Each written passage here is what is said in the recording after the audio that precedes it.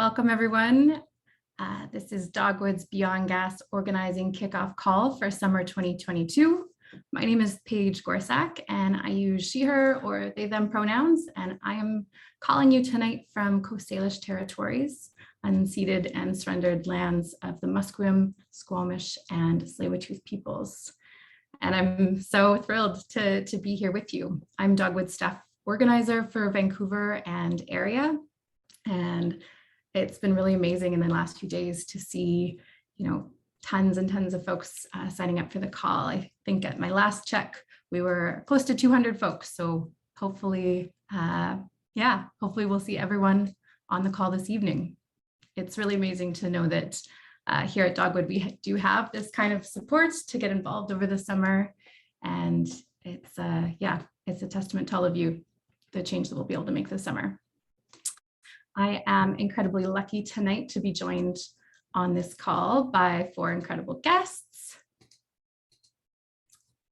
We have Peter McCartney from Wilderness Committee, Dr. Deborah Curry from the Canadian Association of Physicians for the Environment. We have Stephen Thomas with us here from David Suzuki Foundation, and we have Natasha Edmunds, who is joining us from Neighbours United. For us at Dogwood, good strategy means recognizing the role that each person and organization plays in building the better world that is possible. And for me, at least tonight, one of the best parts is getting to collaborate with brilliant folks like these that you're going to hear from. And they're going to help us tell the story of how we take BC beyond gas. All of that is going to kick off with hearing from me for a little bit longer. I'm going to share a bit of a welcome and grounding, provide you some context for the moment that we're in and Dogwood's role. And from there, we'll dig into the problem. So how fracked gas is impacting people and the planet, followed by a look at the possibilities or what BC could look like beyond gas. And finally, I will share with you the pathway forward. So Dogwood's plan to build political power together. We'll have some time for Q&A. But feel free to use that function at the bottom of your screen to add in questions as we go along. And a couple of our staff members are on the call this evening to help out with tech support and also to throw in answers where possible, just to make sure that we get to you all before the time is finished. But before we get started, I would love to know a little bit more about all of you on the call. And so we are going to do something a little fun tonight with Zoom, have it be a little bit interactive. We're going to put up a poll just because I would love to hear from you about, what is bringing you here tonight? So on your screen, you should see a little box popping up with a question.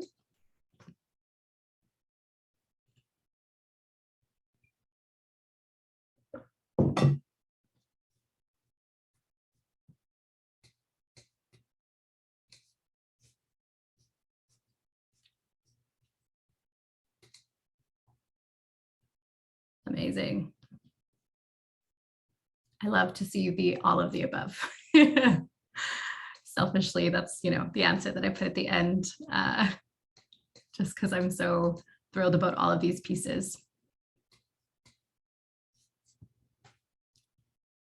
So we'll have a couple of polls through the night. So this is a good chance to test it out and see how it works for you.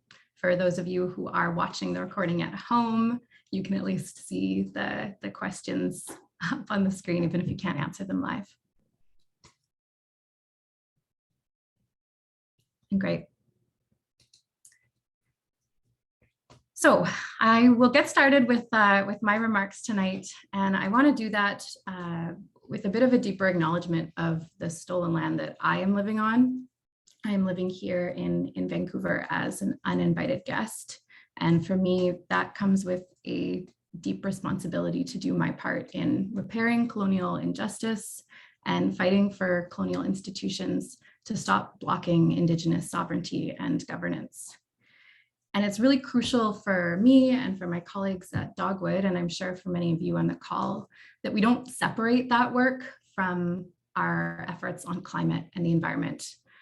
And for a little perspective on that, I would share that while Indigenous peoples only make up 5% of the world's population and their traditional territories encompass just 20% of the Earth's land surface, they protect 80% of the Earth's biodiversity. So as we dig into climate problems and solutions tonight and for the rest of the summer, I want you, as much as myself, to keep in mind that Indigenous stewardship needs to guide our work. This is what has kept life on Earth in balance since time immemorial, and Indigenous resistance is at the heart of successful campaigns to keep fossil fuels in the ground for several decades, if not for centuries and millennia.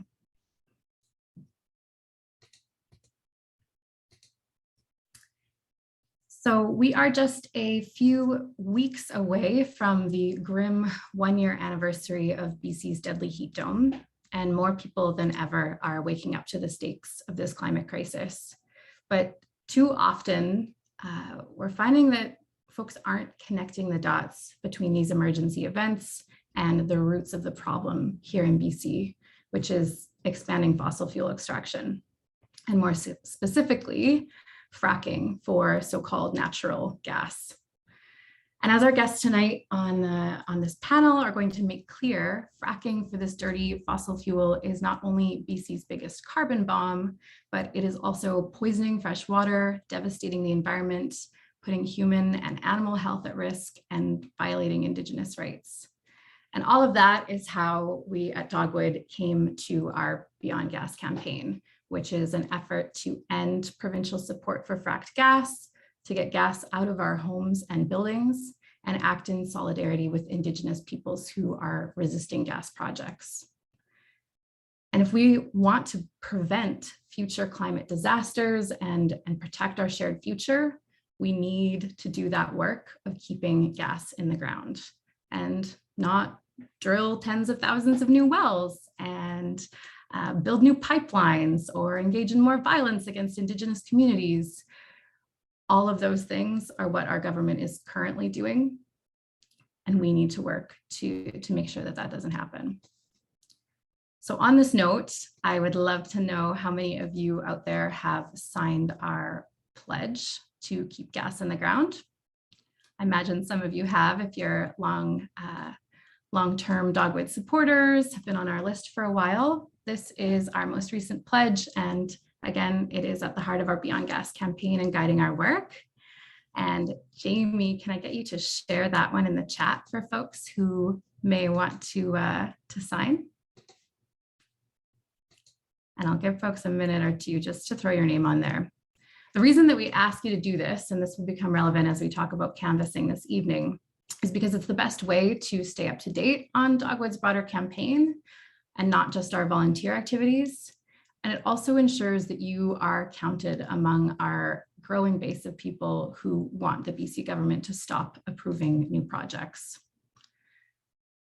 And it might seem like a signature or having your name on that list, is sort of just a drop in the bucket, but I want to give an example of how that actually can translate into real political power.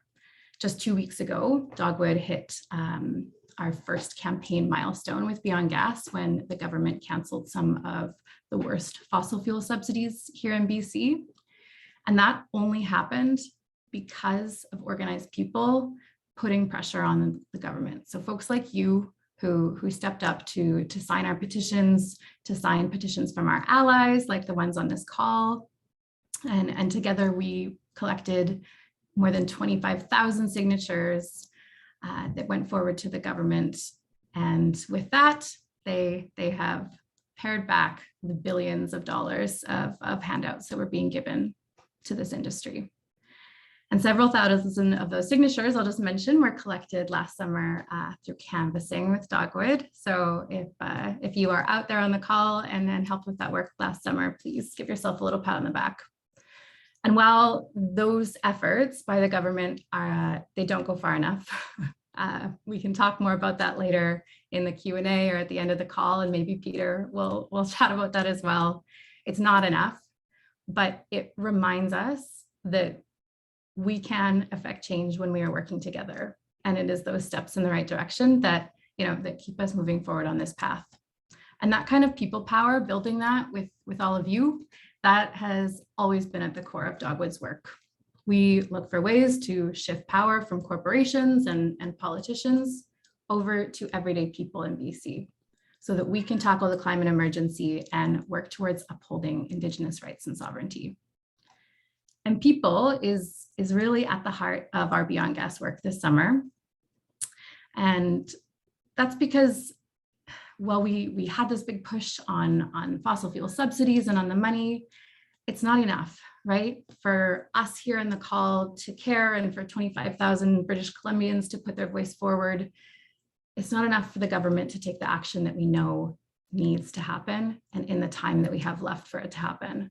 So this summer, we need a massive drive to raise awareness about the harms of so-called natural gas, from the fracking well all the way to your kitchen stove, all the way to the global climate.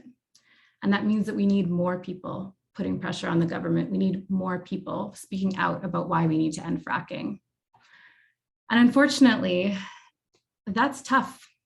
I'm sure that all of you are aware or have felt this, but the majority of Canadians, even if they agree that climate change is a problem and that it's urgent and we need to act, they also believe that Canada is a climate leader and that our government is doing a good job.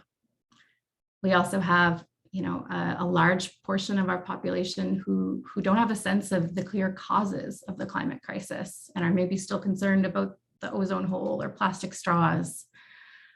Or we have lots of folks who have just kind of given up hope that change is possible, that we will be able to rein in climate change. And all of that is the work. That is the work for us to do. And that might not sound hopeful yet, but I promise that tonight's call is going to make it clear why it's not only possible for us to get past those barriers, but also to have some fun while we do it. So this summer, what that will look like is getting outside of the bubble of environmental and progressive movements. That's not to say that the bubble that we might be in tonight on this call is not a great place. It feels really good to be here with you all tonight. And it feels really good to make friends and build community with folks who share our orientation on this issue. But there are a lot of folks out there who aren't actually against us. They maybe just haven't been brought into the fold. And we need to meet those folks where they are at. We need to bust myths about clean gas, and we need to help them recognize the stakes of this fight for their lives and for everyone around them. So tonight we will share a clear outline of the problems and solutions and ensure that you know that change is possible and set you up to be able to get out into the community and share that with other folks who are uncertain or disillusioned or just caught up with the pressures of life these days. And before the end of the call, we will walk through the ways that each of you can take part with Dogwood this summer. To get us started with this, though, we are going to pass it over to our first guest of the night, which is a longtime ally of Dogwood, Peter McCartney. Peter is the climate campaigner for Wilderness Committee, and he has worked for over 7 years to oppose fracking and liquefied natural gas in BC with grassroots education and strategic research. So thank you so much for being here, Peter. I will pass it over to you. Brilliant. Thank you, Paige, and thank you so much for the invitation to come and speak tonight. It means a lot. I'm just going to get my slides up and running here.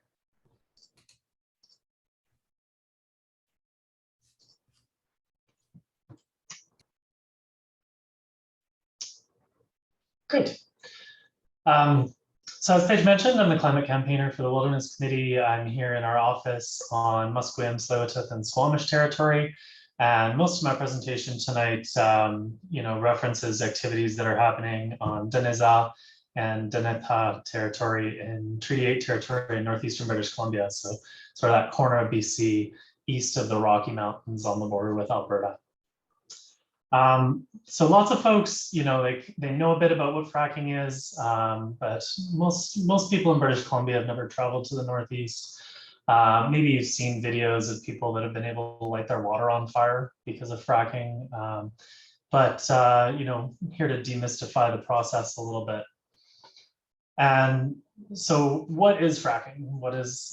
How are companies actually getting this gas out of the ground? So essentially, gas companies in Northeast BC carve out these well pads in the landscape, and all across Northern BC, we'll see in a bit, there's over 20,000 wells that have been drilled since the advent of fracking across the boreal forest in that part of the province. And so what they do, they take an enormous amount of water, about 500,000 water trucks a year from lakes and rivers in the area, and they mix it with this toxic chemical of, like 200 different chemical compounds.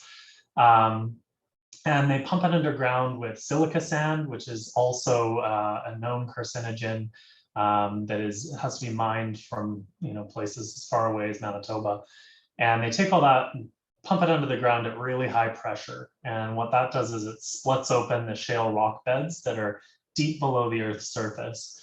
And then the gas comes out, and they can harvest it. And that water is removed from the water cycle forever.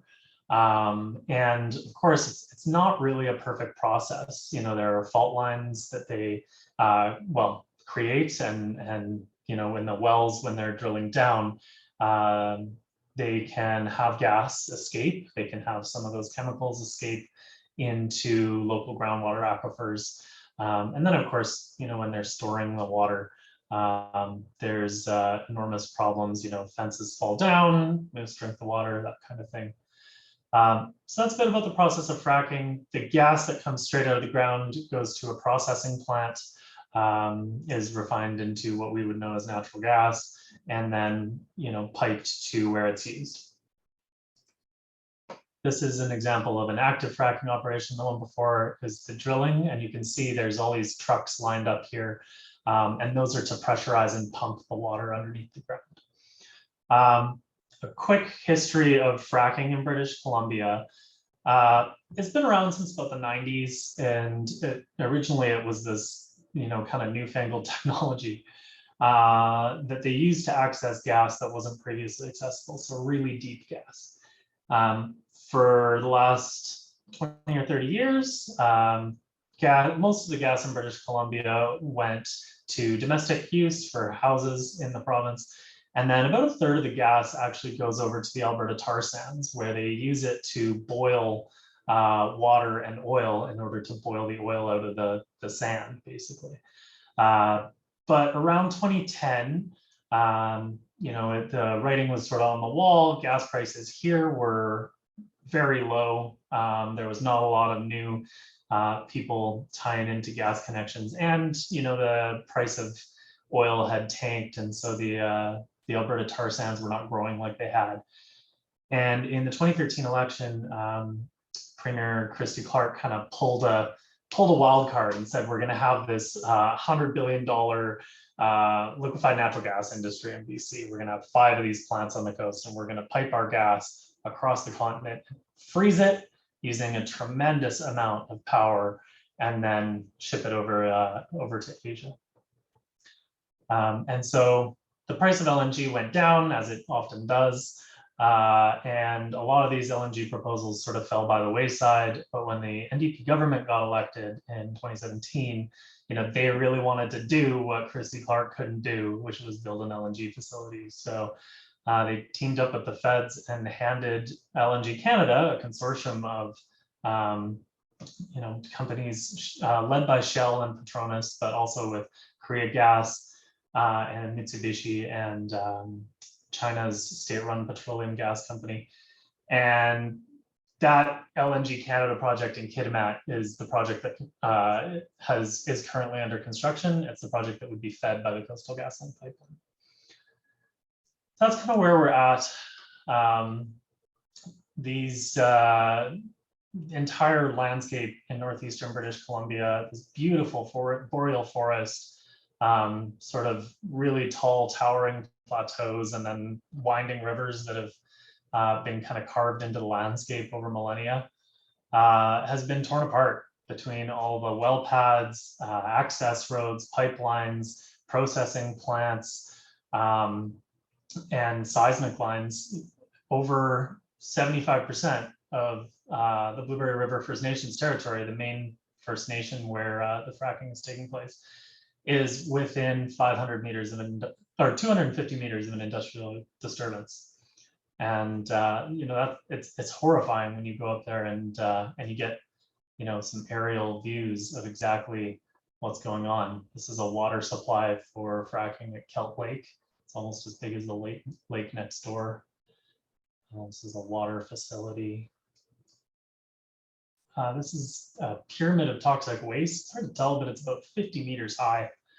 And some folks from the local First Nation told me about this, that they basically haul toxic sludge from all over the region to this landfill. And this stuff is radioactive. It's full of carcinogens and hydrocarbons. And they pretty much are piling it up in the middle of the boreal forest, where nobody's around to complain about it, I guess. You can see just some of the impacts of the infrastructure on the land. This is in Farmington. A ton of agricultural land has been taken over by the fracking industry in British Columbia. It's a farm family that lives just over here, and they've been farming this land for generations. And now basically they have, I think it was 11 flare stacks they can see out their kitchen window going 24 hours a day, in the middle of the night. And these are some images of fracking over the last 20 years. You can see, it just sort of carves up the whole landscape with, well pads and access roads. And the reason that this fracking has such a massive impact on the landscape is because they have to drill a new well every 3 to 5 years, because they only produce for a very short amount of time. So they're constantly just chasing these new wells, and they have to be drilling constantly in order to access their gas. So this is a little further south near Pink Mountain. The fracking industry in BC, when you add up the total footprint of all of the industrial infrastructure that it takes up, is actually 4.5 times the size of the Alberta tar sands mines. So you've seen those, huge tar sands strip mine projects. But because fracking is sort of distributed across an area, that's the size of many provinces. It's bigger than Nova Scotia. It's hard to get that sense of just how destructive this is. This is a little further south, again, near Wanawan. And you could do this. I could take 30 of these scale photos and just show you all over just how much damage this industry has done. But of course, we're not only concerned about fracking because of the damage it does to the landscape. It's also absolutely horrific for the climate. Methane gas, the gas that they're fracking for, is 84 times as strong as carbon dioxide in the atmosphere. And that's just because of the shape of the molecule. It traps more heat. And although it's more short-lived in the atmosphere, during the time that it's up there, it really traps a ton of heat. And so the problem is, for anybody who's already experiencing the impacts of climate change, gas and the amount of gas that leaks into the atmosphere from these projects warms the earth very, very fast. And so that's why, the sort of ambitions that the BC government has in terms of fracking are completely out of line with the world that we need to get to, and the global Paris targets of 1.5 degrees.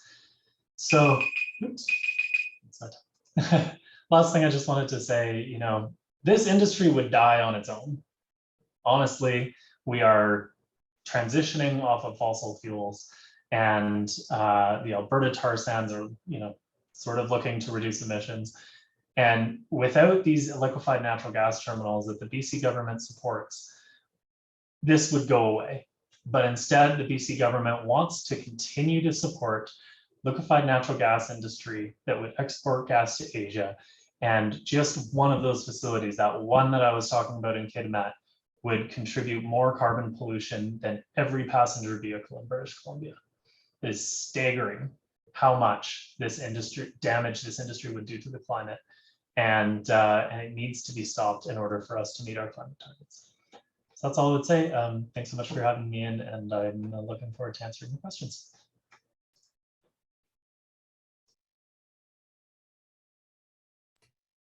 Fabulous. Thank you so much, Peter. I will get myself spotlighted here.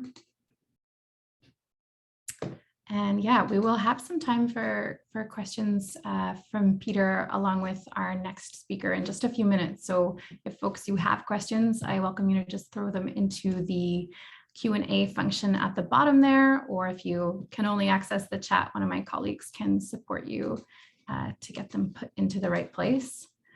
But yeah, thank you, Peter. It's so helpful to have you come on as someone who's been doing this work for several years and has been up there on the ground. I haven't been to the northeast of the province to see the devastation, though, like some folks mentioned in the chat, I have had a chance to see Fracking the Peace, the film produced by Stand.Earth, and those time-lapse maps that you just showed and that Stand also shows in that film are so overwhelming and frustrating to see. And also realizing just like how quickly this has happened in the last few decades, that explosion across the Northeast and just scarring the landscape and having such deep impacts on, the Indigenous communities whose land it is, who in many cases have not given their consent. But yeah, I really appreciate you providing that framing for me and for everyone else. As I said, folks, if you do have questions, you're welcome to put those into the chat there at the bottom. But I also want to check in with all of you who are out there. I just mentioned the feeling of overwhelm that I have, and also, the rage or frustration that I have in seeing those photos and recognizing the scale of the problem with our government continuing with the status quo. And I'd love to know how it feels for you. So if you're comfortable, I welcome you to add into the chat. What is the emotional experience for you as you hear these facts and this history? It might feel a little strange to be asked about your emotions while you're on a webinar like this, but emotion and storytelling, as I will talk about on the call and as our guests will talk about, they are really, really potent ingredients in working for change on climate. For all of you, it might not, may not be able to make the connection of why, but truly the stories that we tell, and when we can connect them to emotions, it's such a big part of how we can connect with other people and share the stakes of the crisis in our own lives and connect on values instead of just connecting on our facts and opinions. And with that, I want to move along to our next speaker. I am seeing your comments though roll into the chat, so thank you for sharing those. Please continue. And our next speaker will continue on this trend of talking about, maybe adding some more lenses through which to see this issue, and in this case, where it might hit you a little bit closer to home.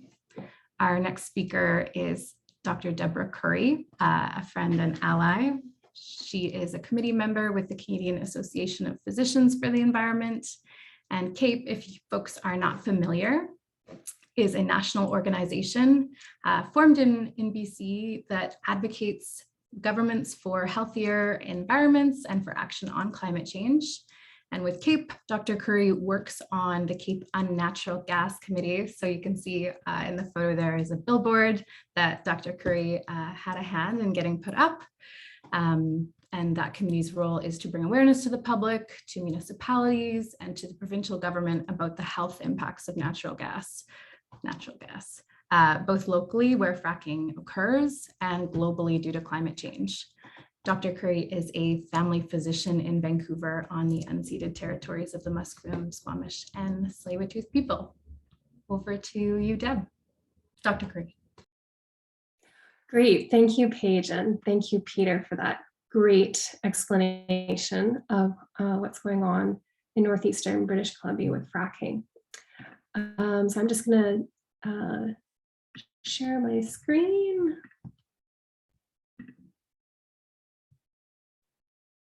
Perfect. Okay. So I'm going to take you through the health harms of fracking, the health harms of using natural gas indoors for cooking, and the health harms of climate change. But before I do, I want to give some context. So the fact is that we have the technology now to transition to 100% clean energy. There's no reason anymore to frack for natural gas, which causes so much harm to human health. You will be hearing next from Stephen Thomas with the David Suzuki Foundation about their new report, which makes it clear that it is possible to achieve zero emissions in the electricity sector by 2035. All that we must do now is convince politicians to make it happen and to move away from fossil fuels. And politicians move when the public demands it of them. And deep canvassing is a proven way to inform the public about these very important issues. So my material is going to be a bit dark, but it's important to understand how oil and gas is harming our health to inform people about the importance of transitioning swiftly to a clean energy economy.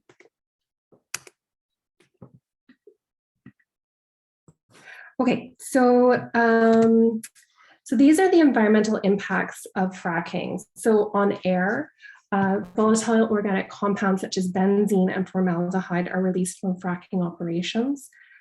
On land, like Peter said, the fracking infrastructure uses up key agricultural land, and on water. So each fracking well uses 10 million liters of fresh water. That's about 4 Olympic swimming pools. Over 1,000 different chemicals have been used in hydraulic fracturing fluids. They include known or suspected carcinogens, reproductive and developmental toxicants, and endocrine disruptors. There are more than 35,000 wells across northeastern British Columbia, and that's equivalent to 80,000 Olympic-sized swimming pools worth of toxic radioactive water that threatens local water supplies and leaks into water tables to harm human health. That water is removed from our water systems, increasing the effects of our more common droughts in BC, and more wells are being drilled every day. So these are the local health impacts of fracking. These are things that are being reported among physicians in northeastern BC, and these are things that are also supported by research that has been done around the world on the health harms of fracking. So on pregnancy, we see low birth weight babies, preterm labor, heart defects. There are reports of higher incidence of glioblastoma, a rare brain tumor. We're seeing double the rate in northeastern BC. We are hearing reports of increased incidence of idiopathic pulmonary fibrosis, which is a rare lung condition related to toxic exposures that doctors hardly ever see. We see increased incidence of asthma attacks, nosebleeds, sinus problems, headaches, and fatigue. The closer you are to fracking activity, the more likely you are to see symptoms or be hospitalized. We're seeing higher rates of leukemia in children. There is evidence that suggests that fracking may increase the risk of acute lymphocytic leukemia among kids whose mothers live close to oil and gas wells during their pregnancy. And we're also seeing increased risk of mental health issues such as depression and anxiety. And these are the health impacts of gas stove use. So cooking with gas produces nitrogen oxides in homes. And nitrogen oxides have immediate consequence for human health. It's a respiratory irritant that has been associated mainly with asthma and premature death. Kids have 42% higher chance of having asthma symptoms if there are gas stoves in homes. And there are problems with leaks and fires. It's not safe in cities.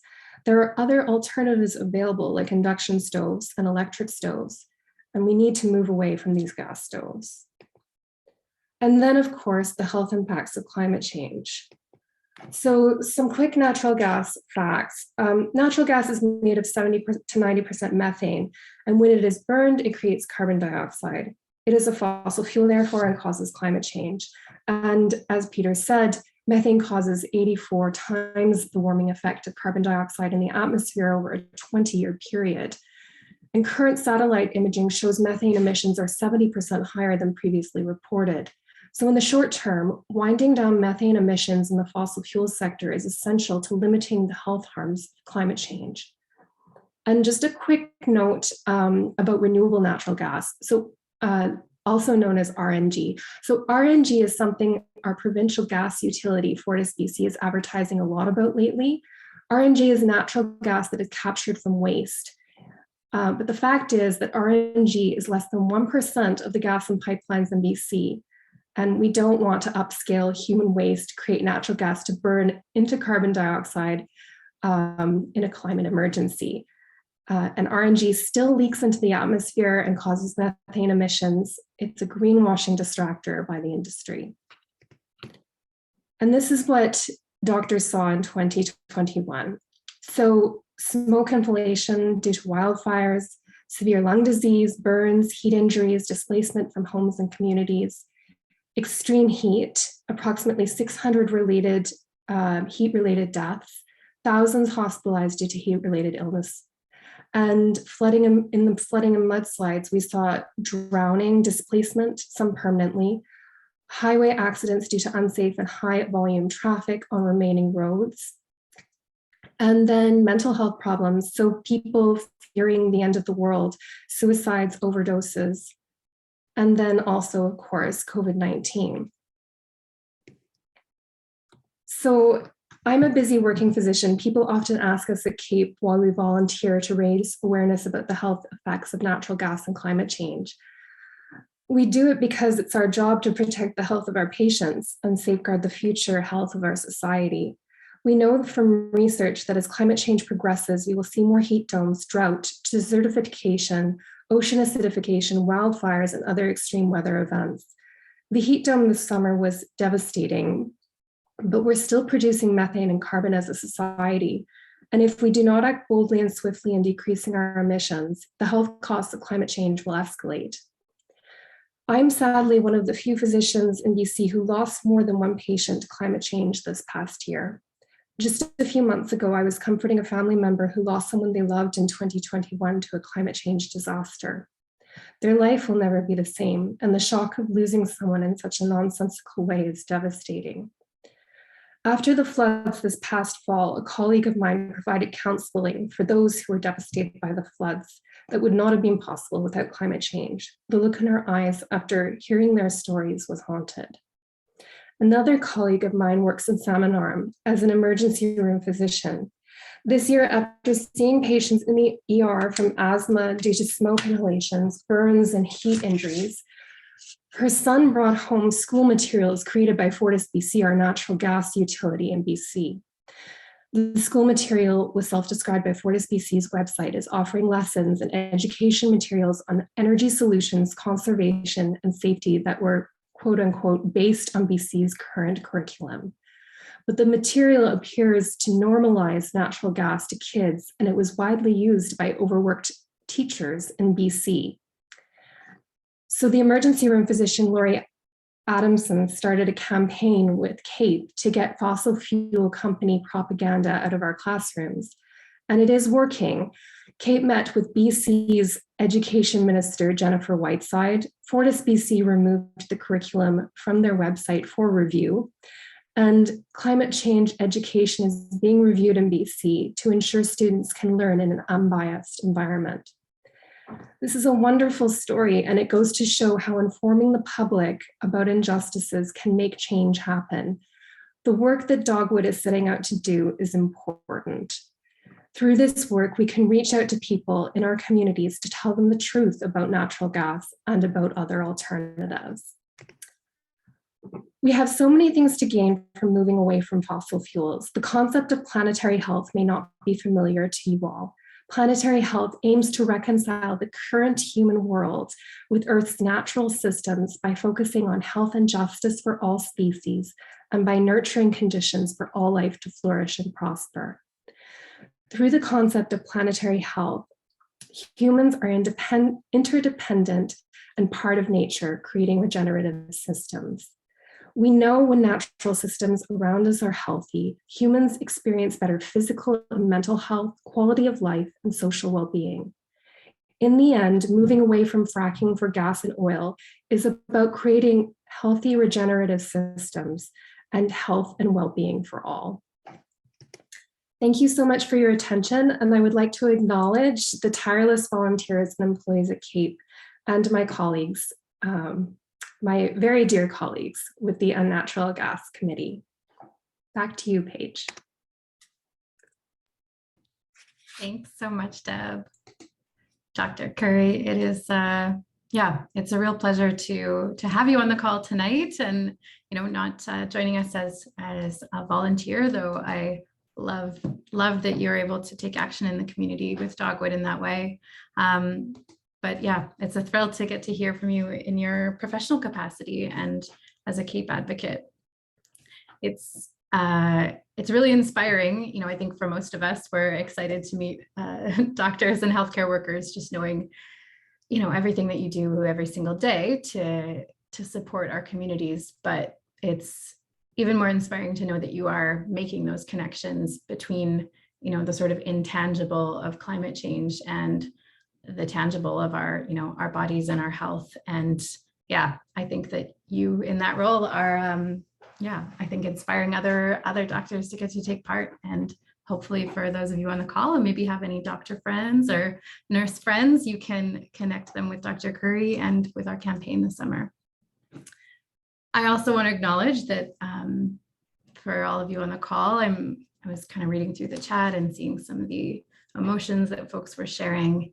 And I can only imagine that Dr. Curry's presentation, added to those feelings of stress and concern about the situation that we are facing here in BC and across Canada and around the world, with governments who are committed to this status quo. So just making some space that I'm seeing a lot of fear and anxiety, and that really resonates for me. We do have a little bit of a poll up next. Jamie, if you can share it.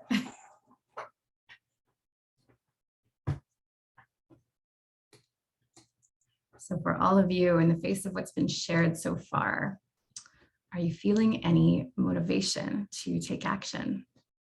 And are any of these types of activities feeling like something you might want to be?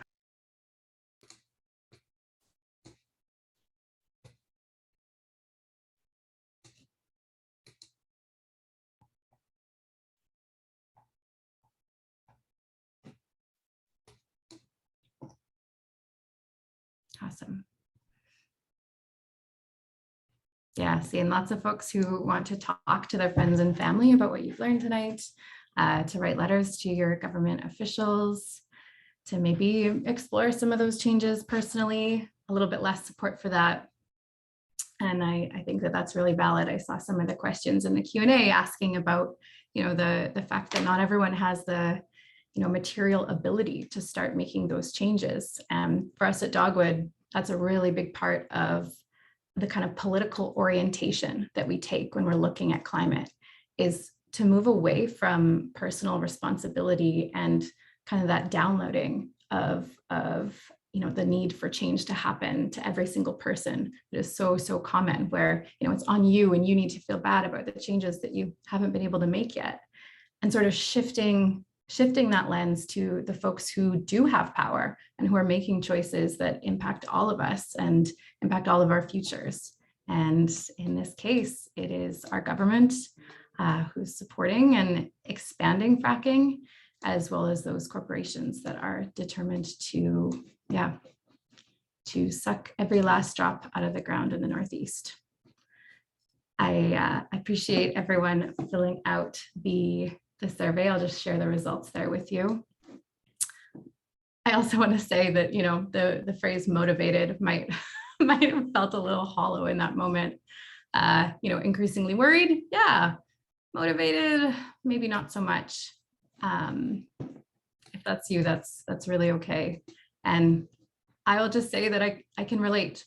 I don't know if I mentioned it earlier or not, but I'm originally from Alberta. I grew up in Treaty 6 territory in Amiskwaciwâskahikan or Edmonton. And I didn't really gain a sense of the climate crisis until I was a little bit older, when I was in university. And when I did, it was a pretty quick jump from learning about the science to, oh, we're screwed. Because at first, when I looked around, I saw a vague concern about climate, or, people with genuine concern about climate. But I saw a lot of really specific concerns about doing anything about it. The jobs, the economy, all of those were more pressing. Alberta is not a panacea, and I can tell you a lot about all of the incredible people there that are pushing back against that. But when I was, first kind of coming to terms with the issue, I felt really hopeless. It was hard to feel like any of the actions that I might want to be done were possible in the face of that kind of resistance. And that feeling of hopelessness, it's not limited to climate anxious Albertans like me. As I mentioned earlier, climate fatalism is an increasing problem across Canada, with a lot of folks doubting that decarbonization is possible, or that it could be equitable or affordable. But that is one lens to see the world. For me in Alberta, that was just one story that I had grown up with. And it wasn't until, I built community of my own and got involved in climate organizing that I realized that I could tell a different story of my home, and I could tell a different story for the future. And it was one where, we were Albertans against Kinder Morgan, fighting for a Green New Deal and demanding change from the folks in office, and sharing that vision with others. And that is why I'm so thrilled to introduce our next guest, because for all of you who are maybe still in that moment of anxiety or feeling worried hearing from our first two speakers, I think our next speaker will help provide a new lens for you. So Stephen Thomas is our next speaker, and he is the Climate Solutions Policy Analyst at the David Suzuki Foundation. And with an engineering degree and years of experience in grassroots and nonprofit climate justice work, he is an absolute expert in renewable energy and climate. So his passion is for working with people and communities to not only forge those climate solutions, but to recognize intersecting crises and build a better world together. So Stephen, thank you so much for being here. I will pass it over to you. Hey, thanks so much. And just as I'm trying to share my screen here, I'm definitely still feeling the powerful words and the powerful presentation from others too. And but I'm really grateful for it. I'm grateful that we get to sit with all the range of these feelings and hopefully work together to do something about it too. I always learn something when I hear from you, Paige, and from you, Peter, and Dr. Curry and your colleagues at CAPE. So I'm just grateful to learn from you all and to chat with everyone else on the call later too. But yeah, this is the work that I get to do now is reckon with Canada having a very hard time, and BC too having a very hard time doing what needs to be done on climate change, doing half of what needs to be done in terms of our fair share of our contribution to this problem. So it's exciting for me because I too have worked so much on campaigns that say no, and when we're faced with such horrible options as we're hearing with things like fracking and natural gas development in general in BC, it's so important to say no. But it's energizing and mobilizing too to find things that we agree on, and find pathways that feel possible and are possible, and say yes to those and point to those clearly, as what we might be able to come together to do. So I work on one of those things, and that's clean electricity. And the report that we released just a couple of weeks ago,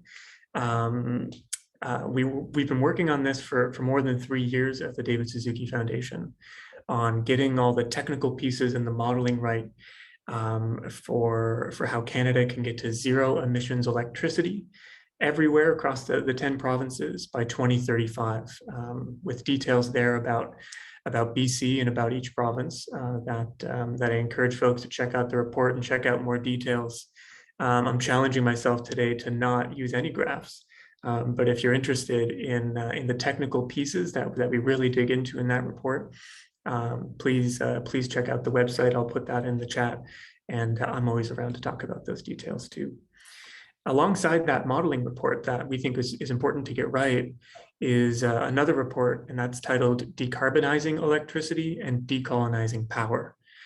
So that was written by Dr. Dean Jacobs at Walpole Island First Nation and his colleagues at Negan Burnside. And they interviewed more than a dozen Indigenous clean energy leaders from all across Canada.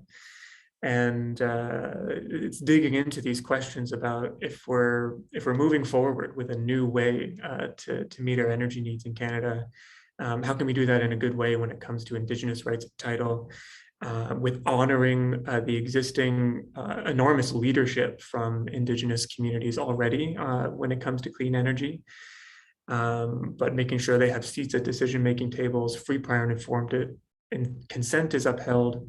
And their worldviews are obviously part of how we might move forward together when it comes to pathways like this. So I really encourage folks to dig into the details there too.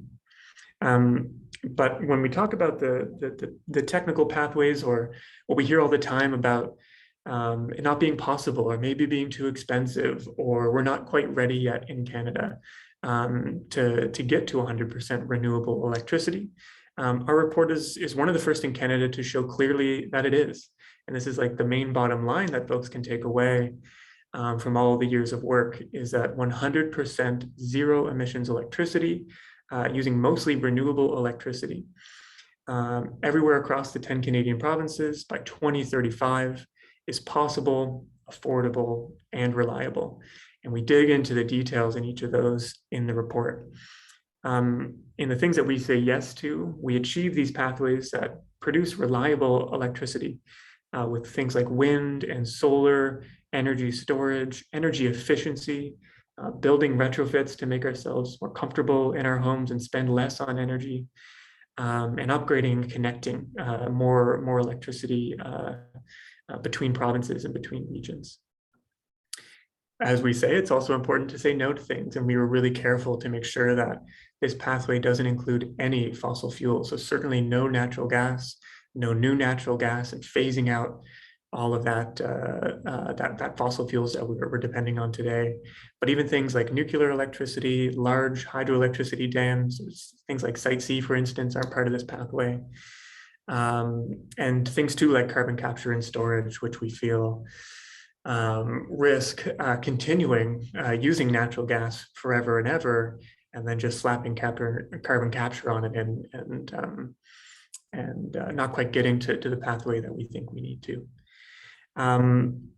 But never wanting to sacrifice on reliability. As we use more electricity, we want to make sure that the lights are there when and where we need them. So we always wanted to make sure that that's still the case. When it comes to affordability, that's key. Energy poverty is a big issue, a serious problem in Canada today, even before we begin making a transition. So we know that wind and solar are the cheapest forms of electricity in history now.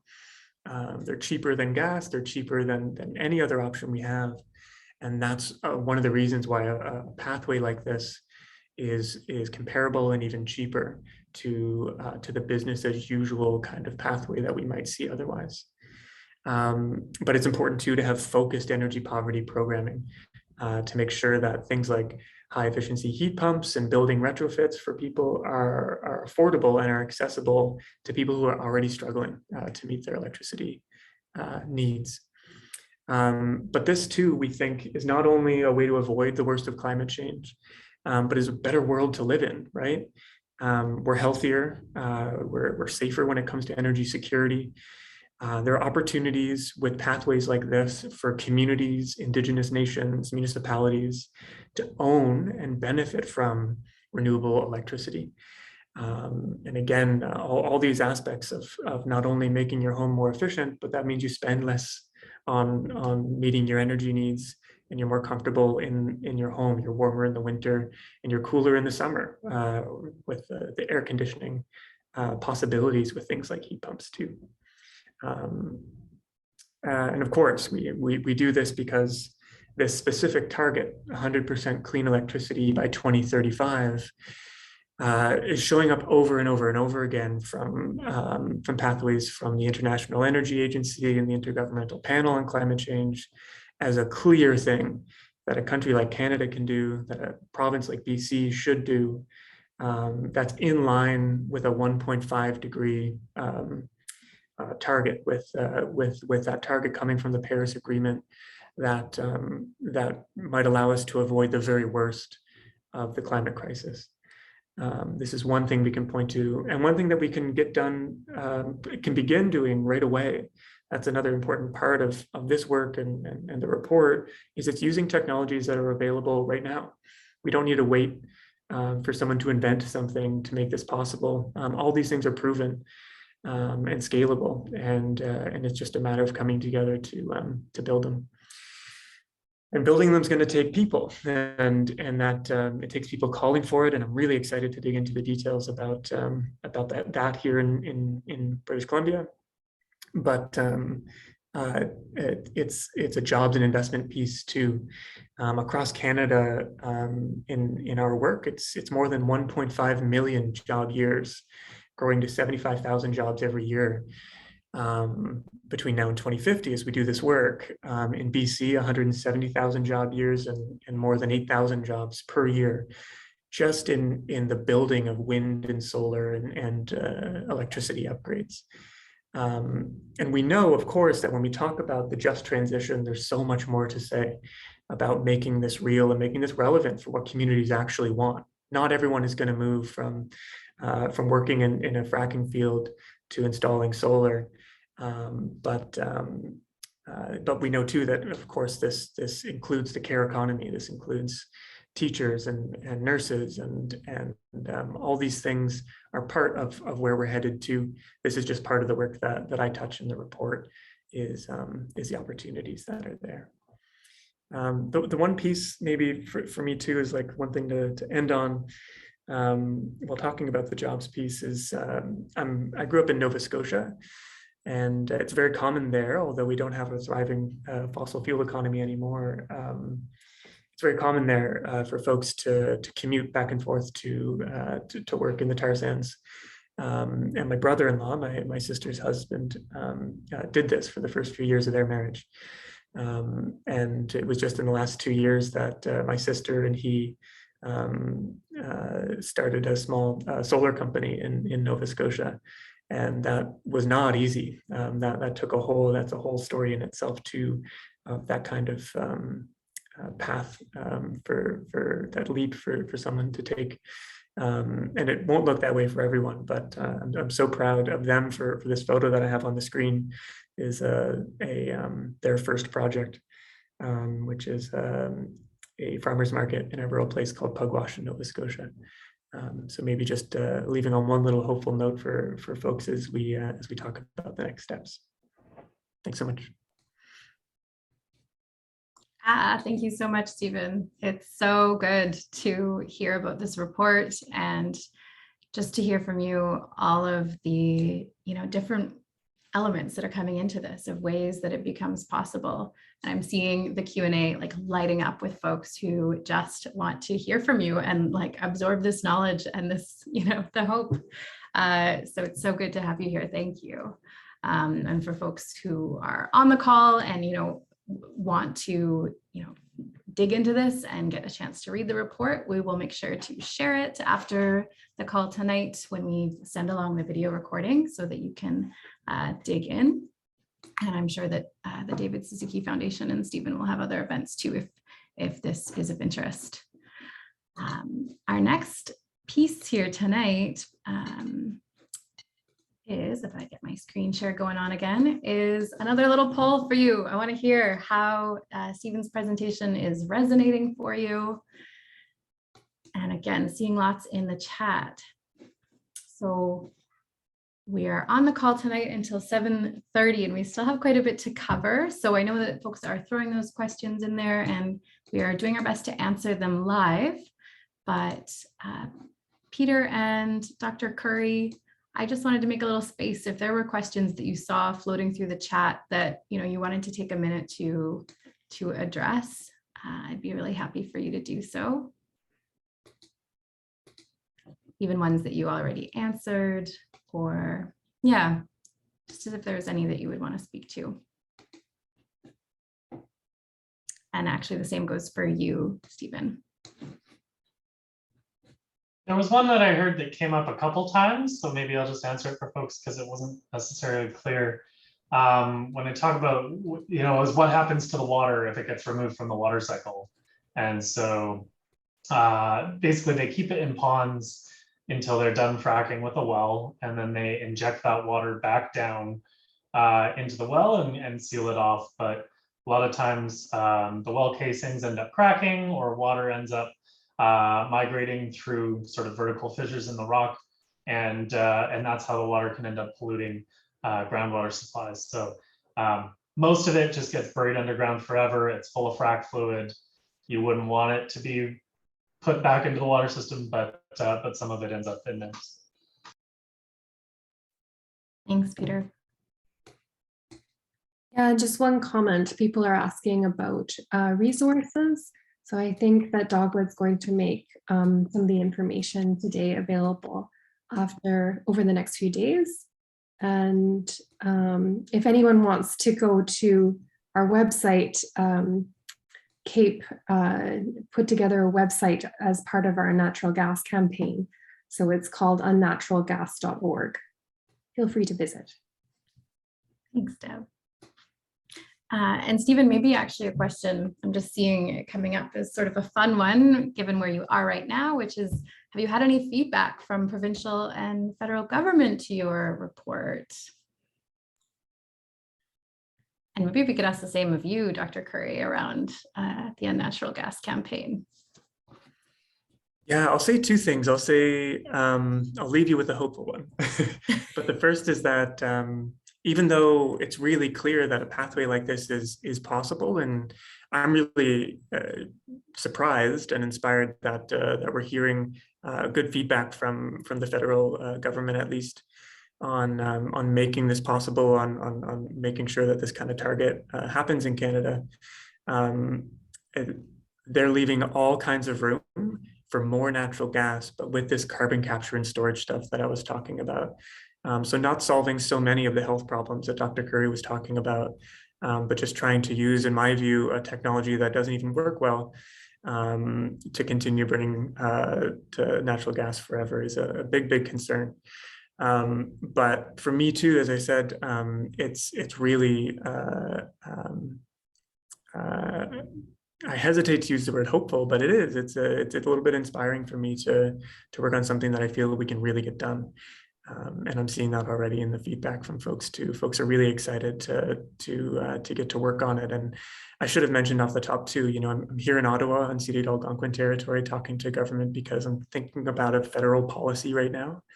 But this becomes real in communities. This becomes real in the work that you all do in making sure that it happens in your context, in your communities in BC. So I'm excited about that part too. Amazing. Thank you so much. Yeah, maybe I can comment on response, Paige. So CAPE speaks regularly at city council meetings across BC.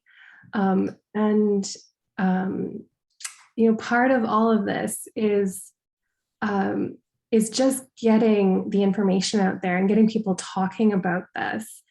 And so the more we go to city council meetings and speak at city council meetings, the more the public does that, the more we do things like this, which is, the deep canvassing, getting out in our communities and talking to people, the more the provincial government listens, right? And, in terms of response to CAPE and the unnatural gas campaign, we have gotten meetings with officials in the Ministry of Energy, Mines and Low Carbon Innovation to speak about the health impacts of natural gas exploration and fracking. So, the dialogue is happening. We just need more dialogue. And so that's why this work is so important. Thank you, Deb. Dr. Curry, it's so helpful to hear the impact that it has, for you as an advocate, to know that when other regular everyday folks are stepping up to talk to their representatives, that, you hear that feedback. And that's certainly what we hear at Dogwood. Our staff does lobbying, and we also welcome our volunteers, and our volunteer teams are active in doing that work as well, of sitting down with their MLAs, going outside their offices, hosting events. And certainly what we hear time and again, less often from the actual political representatives, but from their constituency assistants for sure, is that, when we show up and make our voices heard, that gives them that license to go back to caucus and talk about it and to push it on the floor, for example. So definitely, doing our part to talk to our representatives is so important. I did see in the chat that folks also feel a little disillusioned about whether this government is listening. And I also hear you on that. And that's actually a really nice segue into the next part of our presentation. With time, we're not going to have time for the full FAQ sort of question and answer out loud tonight, but we will continue to answer your questions in the chat, and where possible, have some time at the end. So as I said, leading into what we do next, we have all of this information, we have the problem, we have the solutions, and we still might feel a little bit stuck. And so with these last 20 minutes, we will get into that. So our pitch for all of you is our belief that to win on climate, we need to start talking to people. After 2 years stuck at home and stuck on Zoom calls, we need to get back out into the community. For us at Dogwood, this is not new. Getting out into the community and talking to people, face-to-face conversations, that has long been a part of our work. So if you've been a Dogwood volunteer, I'm sure you've been asked to canvass once or twice, or maybe 3 times. But this summer, it's going to look a little bit different. As I've already alluded to, we're not just going to be talking to folks who are inclined towards our cause. We want to talk to people who might not agree with us or don't see how the climate crisis and climate action is relevant in their daily lives. And while tonight has been about providing you with all of these facts and figures and background, that's not actually what we want you to take out into the world. And I'll tell you why. After decades of oil and gas propaganda, and in a deeply polarized moment, it's really tough to get through to people with rapid fire facts and arguments. And in fact, as many of you can probably speak to in your own experiences, you can get kind of defensive when someone is judging you for something that you believe or something that you've been taught to think. And with that in mind, we are kicking off our new pilot of deep canvassing. So this is an engagement technique that is focused on having open-ended and non-judgmental conversations where we listen more than we speak, and we use personal storytelling to connect with people on values and not facts. So I'm just going to make sure that my slides are working here. Here we go. Might have missed my nice yellow slide there. But yeah, so deep canvassing. It was pioneered by trailblazing groups like Leadership Lab and People's Action in the United States. So it's actually quite a new technique, only going back to 2015 when these folks were getting started. And it's been used to change legislation and change hearts and minds on issues like transgender rights and immigration. And more recently by our friends here in British Columbia in Trail. And on that note, I am very thrilled to introduce our final guest for this evening, Natasha Edmunds. Natasha is the organizing director of Neighbours United, formerly known as the West Kootenay Eco Society. And she lives and works on the traditional territory of the Sinixt and Tunaka peoples in the Kootenays. And Neighbours United is the first group to develop a long-term deep canvas program on climate and energy, and the first group in Canada. And they have been using deep canvassing to build a people-powered climate movement and bring more people into our struggle. So very relevant. Thank you so much for being here, Natasha. I will hand it over to you. Wonderful. Thank you, Paige, and just to all the other panelists. I'm just going to get my screen share set up here.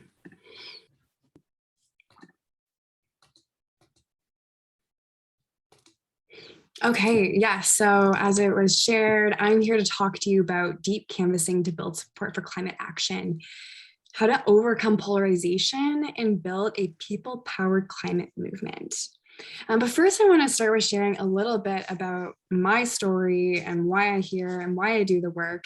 And part of it is an inspiration because storytelling is a huge part of this work and being able to motivate people to action.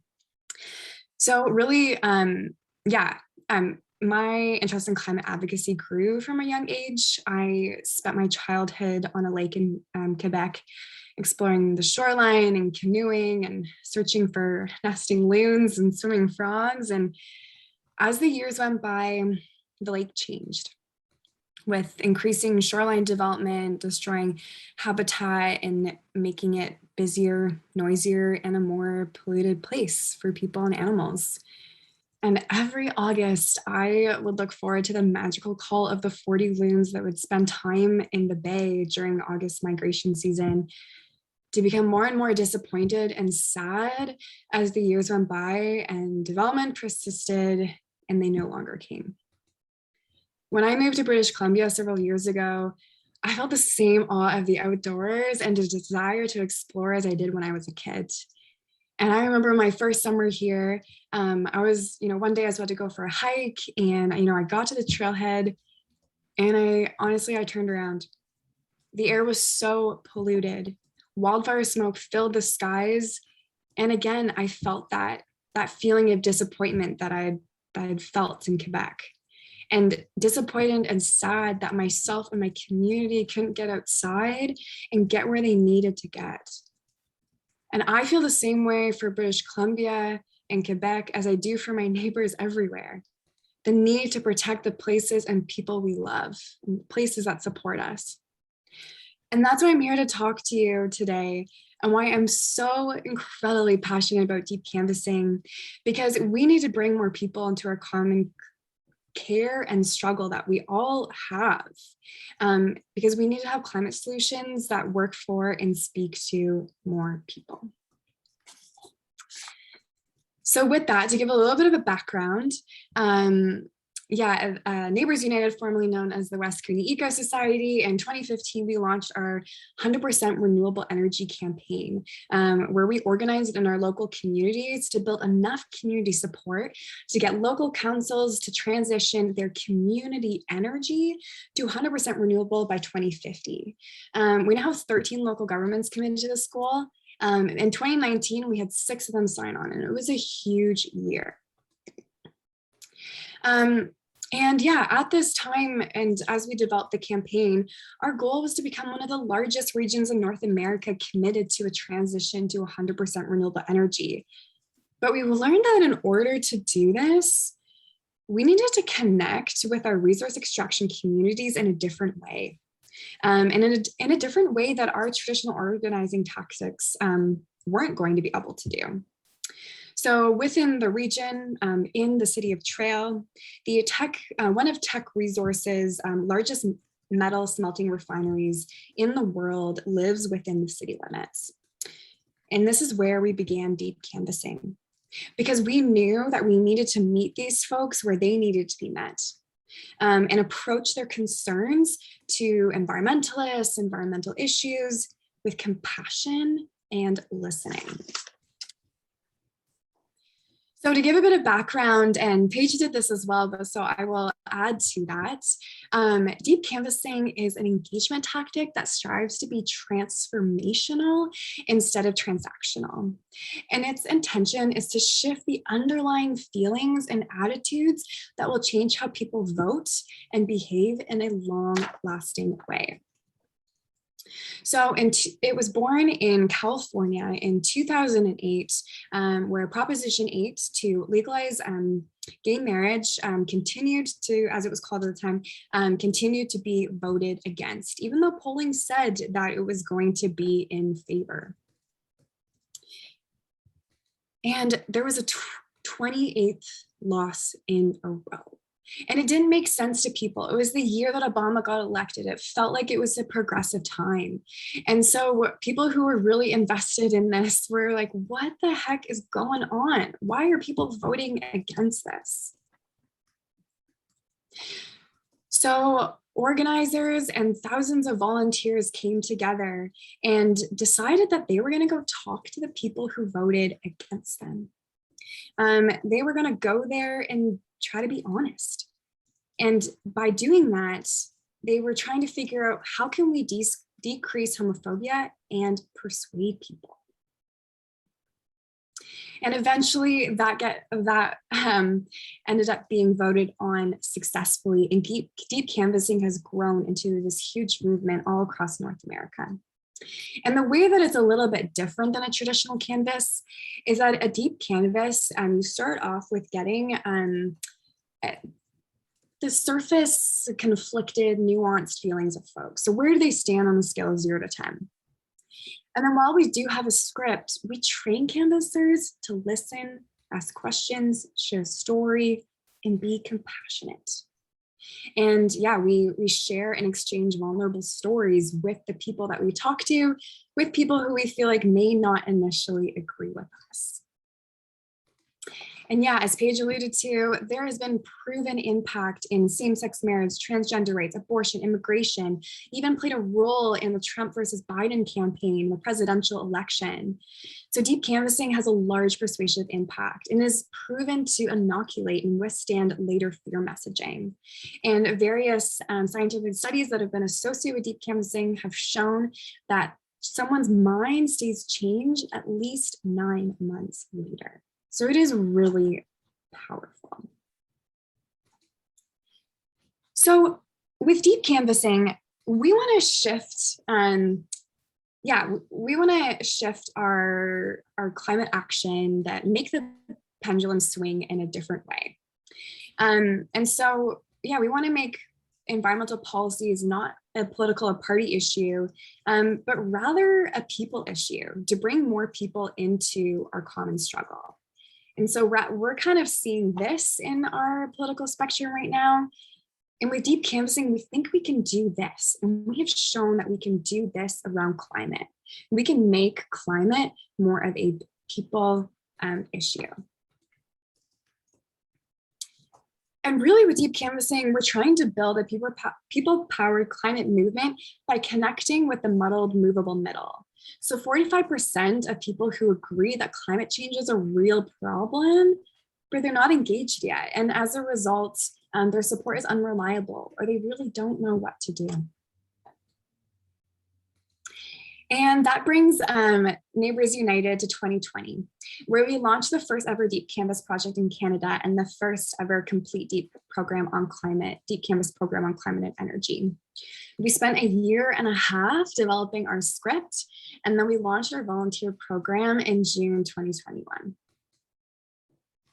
So our vision is, if we have meaningful deep canvas conversations with conflicted voters, then will we create a a lasting populist progressive climate movement because deep canvassing is proven to be the most persuasive and longest lasting form of persuasion and that creates belief change that voters can be mobilized to move on. And deep canvassing works in conflicted communities. So in Trail, we spoke with families whose partners or grandparents worked at the smelter for generations, to oil and gas workers who lived in town when they weren't working further north or further east, to hardworking mothers who were doing what they could to get by and support their families and didn't really have the capacity to think about climate action. And so the barriers that we heard from people were that people don't think climate solutions are possible. They don't trust the government. They don't feel like climate is urgent. They don't trust environmentalists. They're overwhelmed by the scope of climate change. And they're really concerned about financial cost. And we address these barriers in various ways through our script that we spent a year and a half developing. Particularly, I want to talk about our past pollution success story, as it is key to this recipe to move people and bring them along. Because what we do here is we give the person we're talking to, the voter, the opportunity to share, feel listened to have their identity acknowledged in resource extraction or whatever it may be.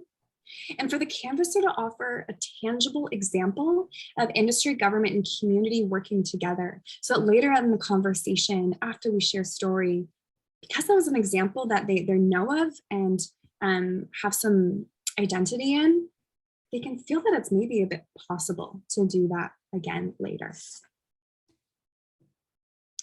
So over the past couple of years, we've had over 85 volunteers, having over 1,000 conversations, gone through over 60 script iterations with a persuasion rate of 42%. So what that means is over 1 in 3 people that we talk to move to become more supportive of government taking action on climate change who weren't initially as supportive of that, which feels really, really exciting.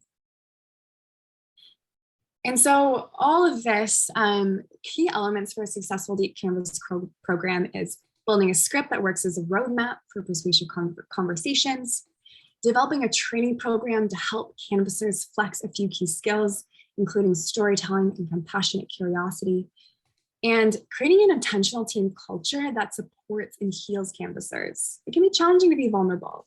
And so we want to support our people and our team in that. And we had success.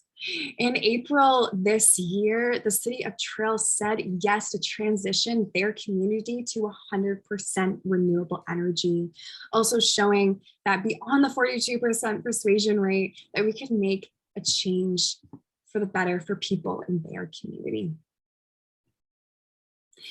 And so Neighbours United Next Steps, we are releasing our Deep Canvas for Climate Solutions playbook to share our learnings with the world for free. And now we're testing our Deep Canvas on a ending fossil fuel subsidies ask in now a rural community archetype in the East Kootenays in and coming up, we have a couple of skill building trainings that I can share in the chat. And we will be deep canvassing and open to all on June 22nd from 3 to 6 p.m. Pacific. And really what I want to end off today is honestly, like, deep canvassing gives me a lot of hope. And reading through the chat earlier, hearing a lot of despair and reading a lot of despair. And I absolutely feel that too. And some days I feel like as I'm trying to engage volunteers with hope, I'm feeling the despair myself, and that's a balance. But honestly, deep canvassing really brings me there. I think in a world immersed in deep conflict and polarization, deep canvassing provides a solution and skills to address conflict effectively and gently by bringing us and our communities back to the core of being human, which is vulnerability, compassion, and storytelling. And I think the more that we can talk to people who may not agree with us or who may not seem to agree with us, the more we will have the opportunity to heal not only our communities, but also ourselves. Yeah, thank you so much. And yeah, really excited to be a part of this space with you all today. Thank you so much, Natasha. It is absolutely thrilling to hear you speak and hear you share stories. And especially that last part about how this tactic is part of what makes you feel hopeful.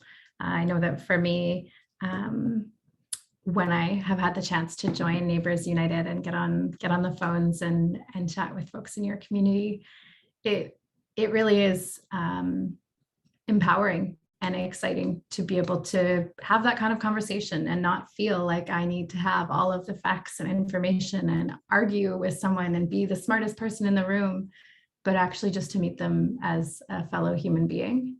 And it feels a lot closer to what might actually get us to the future that we want to live in, and also be a way that we move in the direction of the world that we want to live in, you know, where we're speaking to people and making space for them and making space for ourselves to share our emotions and our stories. That feels like the world that I want to live in. So thank you so much for being here. Folks, I would love to hear how you are doing in the chat if you share my sentiments. And with our last few minutes, I want to transition from Natasha's incredible presentation to share a little bit about what that is going to look like for us at Dogwood. So as I said, we are piloting this technique and learning so much from our friends at Neighbours United. And yeah, really hoping to bring all of you on the call into doing this summer. We know that solving climate change isn't easy or straightforward, you know, even with all of these experts on the call and being able to have this kind of workshop for you. We know there's still so many questions that we won't be able to answer, and so many other pieces of the puzzle that are going to feel tough. And this, we hope, is a way to move forward in some of the uncertainty with climate change, by meeting folks where they're at and rebuilding our communities instead of pushing them further apart on an issue like this that's so tough. So as I've already mentioned, and as Natasha talked about, deep canvassing is about curiosity and empathy and making space for the contradictions that folks might have. And it's really, really exciting. So this summer, as we take it out into the community on this issue of fracked gas and trying to go beyond gas here in BC, it's going to look like two things. It's going to be sort of two streams of organizing work. So on one hand, we're going to have this more formal pilot of deep canvassing, where we are going out with a script and the different techniques that Natasha was talking about, and collecting that data and really seeking to change people's minds, or make space for them to change their own minds on this issue. And then we're also going to have a stream of activities that is a little bit more similar to Dogwood's past organizing. So if you've been a part of our teams in the last few years, you might have gone out and tabled at a farmer's market or at a local event, at Pride or at a festival. So we're still going to be doing things like that, you know, getting out and going streeting, meeting folks in the community. And what we hope this can do is provide some space to do this more in-depth work of deep canvassing, and also some space to use a deep canvassing inspired approach as we build community with everyday folks. So with tabling and those sorts of events, we might not have the 10 or 15 or 20 minutes to dig into a deeper conversation. And so by having both, we can, kind of ride that balance and see how it goes this summer. So for those of you who are excited by this idea of deep canvassing, I will let you know that, it's going to be set up for you. And as Natasha outlined, a big part of this kind of program is making sure that you are prepared and ready and understand what you're doing and how best to do it. So if that's you, we will be connecting you with an existing local team if there's one in your area, or else fellow volunteers and folks in the region who might be allies in doing this work. We will supply you with all of the materials that you would need, scripts, handbills, FAQs, t-shirts, clipboards, and provide you with training. So that's such a big part of it. Upcoming on June 21st, which I will mention again in a minute here, is Dogwood's deep canvassing kickoff training. And we're hoping that everyone on the call tonight will join us there as well. Even if you're not sure that you want to canvas just yet, this is going to be an introduction way deeper into deep canvassing and what it looks like. And you'll come out of it ready to have, more open and vulnerable conversations with anyone and everyone in your life, and not just strangers that you're talking to as a Dogwood volunteer. And last of all, we will be right there with you. So I will be out canvassing in the community, and so will my colleagues. And I think I mentioned that just to say that for us at Dogwood, this is a team activity and something that we are piloting and launching with you as a community. And so know that if you have questions and are, thinking about all of this and want to be in touch with us as staff, we are around and excited to do so. For those of you that are maybe less keen on canvassing or maybe just unconvinced at this point, there's also going to be other ways that you can contribute and lend your time to help end fracking in BC.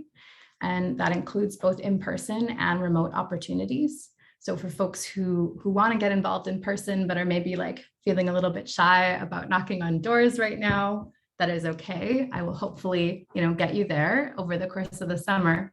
But in the meantime, we need support in so many other ways. So support at those canvassing days, support at events for setup and takedown, carpooling over or riding the bus together, bringing snacks, and building our local teams. So for Dogwood, so much of our volunteering is focused around building community. And that's, for many reasons. Many hands make light work, but also because it's a chance to build relationships and friendships and get more done than what we could do on our own.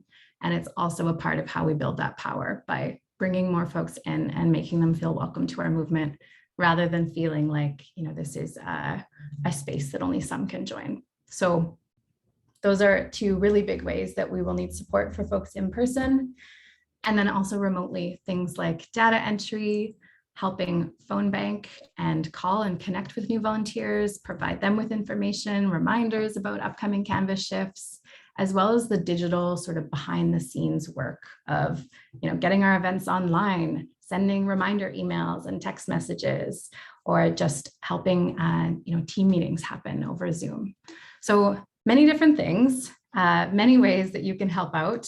But to say our big focus this summer is going to be on these in-person, face-to-face conversations, because after 2 long years, it feels really incredible to connect again. And with deep canvassing specifically as our mode, it feels really special to be building hope and possibility for a future beyond gas, instead of feeling like we need to argue with folks or convince them in some way about this future, that we instead get to share our stories and make that space. So we have a little poll. I think we're going to skip it, though Jamie's got it up there. Okay. Throw in there, which of these roles sound exciting to you? I will note that, that was kind of a flurry of information. And so if you are able to join us on June 21st, we're going to be chatting about the roles and activities in more detail, and especially into July as the canvassing season kicks off, all will be revealed and become clear. But yay, oh my gosh, I'm seeing the votes roll in. Y'all are stoked on deep canvassing, and that is thrilling. Yay, I'm so glad to hear that. So yeah, there will be roles for everyone. And June 21st, that is the day that you need to remember. It is going to be our next training, sharing that information with you. It is at 7 p.m. It's a chance to learn the concept, but also just to connect. It won't be this webinar format where you can't see people's faces. So there's also that. You'll get a chance to meet and chat with other volunteers who live in your area. And yeah, connect a little bit more. Jamie, do you want to share those results with folks so they can see? Woohoo! Amazing. And with that, we are going to come to the end. I'm having just a quick peek at the chat and the Q&A. I know that this has been a rapid fire session tonight with information, and I don't know about you, but for me, kind of running the gamut from the fear and anxiety that we have for the climate crisis to these glimmers of hope where there is a pathway forward for our province and for our communities to live with dignity and justice, and into a way of engaging and building that feels really beautiful and hopeful. So I'd love to hear again how you are feeling tonight in the chat there. And also, if you have any more questions, you're welcome to put them into the Q&A. And I think what we'll do is end on one final poll to get a sense of how you are all doing.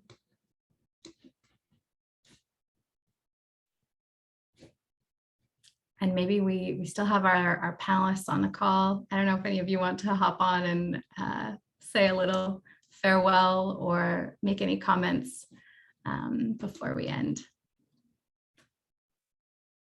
Yeah, no, thanks, Paige. This has been a great webinar. You're such a good host. Thank you.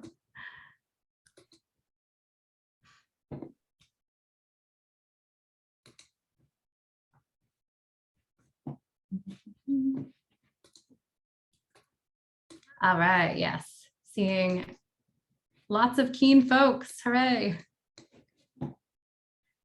And with that, we will wrap up the evening. Thank you all so much for being here and for, getting involved with Dogwood this summer. We will send out the recording and ideally some answers to some of those questions that were remaining at the end of the call. And we will see you on June 21st. A huge thank you to our tech support tonight, Jamie and Cheryl and Moira from Dogwood, and to all of our panelists, Peter McCartney from Wilderness Committee, Dr. Deborah Curry from CAPE, Natasha Edmunds from Neighbours United, and Stephen Thomas from David Suzuki Foundation. Thank you all so much for being here. And good night.